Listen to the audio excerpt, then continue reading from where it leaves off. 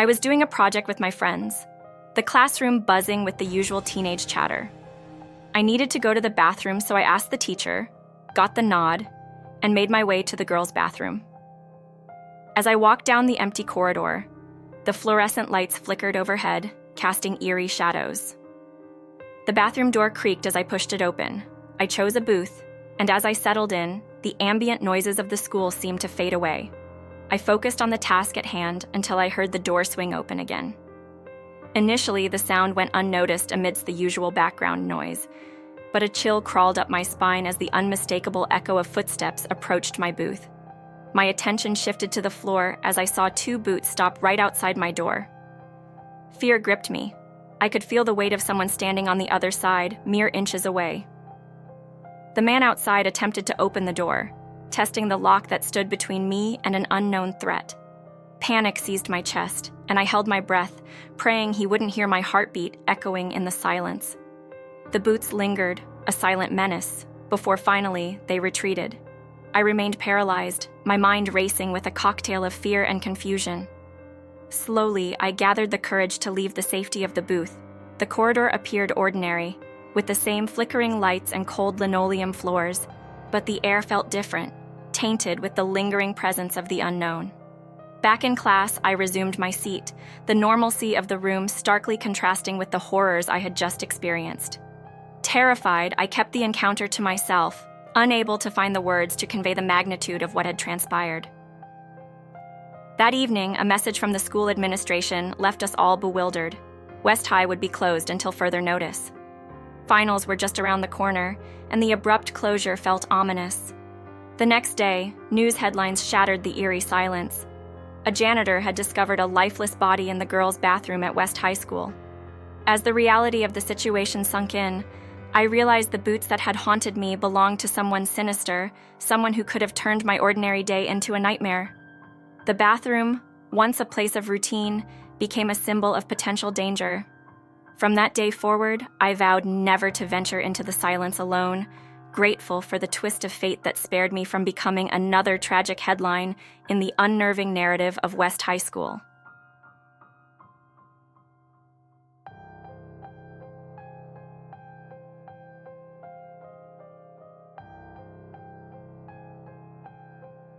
Thursday nights at the high school gym were usually filled with the thuds of bodies hitting mats and the grunts of enthusiastic kids trying to master the art of wrestling. Being part of the team, I often helped out, lending a hand to the coach and sharing my skills with the aspiring wrestlers. One particular Thursday, the coach had to leave early, leaving me in charge of wrapping up the practice and locking down the gym. The usual routine ensued. Drills, practice matches, and shouts of encouragement echoed through the gym hall. As the last straggler left, I tidied up the scattered equipment, thinking about heading home and catching some much-needed rest. I approach at the office door, key in hand, ready to lock up and call it a night. That's when it happened. A blood-curdling scream pierced the air, echoing through the empty gym hall. My heart raced, and I rushed to investigate, expecting to find someone injured or trapped. But the gym was empty, the mats neatly rolled, and the eerie silence settling in. Shaking off the unease, I locked the office door and headed to the changing room, my footsteps echoing in the silence. Mid-shower, the scream echoed again, louder this time, right in the heart of the gym. Panic set in as I hurried to finish, the water drowning the sound of my racing thoughts. I dressed as fast as I could, but I heard it again, this time, inside the changing room. Fear took over. I bolted out without my shoes, leaving the gym lights on as a testament to my abrupt exit. Traumatized and unable to go back alone I called a friend and told him everything. My friend arrived, and together we ventured back into the gym. The changing room stood silent, no screams in the air. We grabbed my belongings and hastily left, the gym lights flickering behind us. My friend drove me home, the tension lingering in the air as we both tried to make sense of the inexplicable events. The next day, I concocted an excuse for the coach, claiming increased shifts at my job as a reason to step down from Thursday night training sessions. The gym, once a place of camaraderie, became tainted by the memory of those unexplained screams, and I vowed never to set foot in there alone again.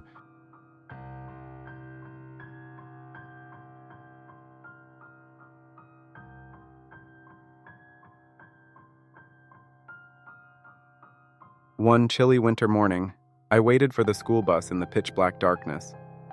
Frost coated the surroundings, and the only sounds were the distant hum of traffic and my own restless breaths. As I stood there, my neighbor's front yard caught my eye. A tall figure dressed in black loomed in the shadows. I knew my neighbors well, and this guy didn't belong there.